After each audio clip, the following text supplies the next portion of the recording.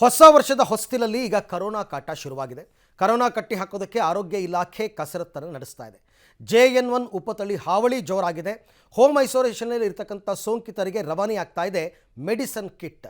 ಹಾಗಿದ್ರೆ ಹೇಗಿದೆ ಈ ಬಾರಿಯ ಮೆಡಿಸಿನ್ ಕಿಟ್?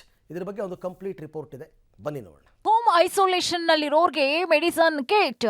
ಕೊರೋನಾ ಉಪತಳಿ ಹಾವಳಿ ಹೇಗಿದೆ ಮೆಡಿಸನ್ ಕಿಟ್? JN1 ಕೊರೋನಾ ಉಪತಳಿ ಹಾವಳಿ ಸೈಲೆಂಟ್ ಆಗಿ ಸದ್ದು ಮಾಡ್ತಿದೆ. ಕರ್ನಾಟಕದಲ್ಲಿ ಏಕಾಏಕಿ ಉಪತಳಿಯ ಹಾವಳಿ ಸ್ಫೋಟವಾಗಿದೆ. ಹಾಗಂತ ಆಸ್ಪತ್ರೆಯ ದಾಖಲಾತಿ ಪ್ರಕರಣ ಅದೃಷ್ಟವಶಾತ್ ಏರಿಕೆಯಾಗಿಲ್ಲ.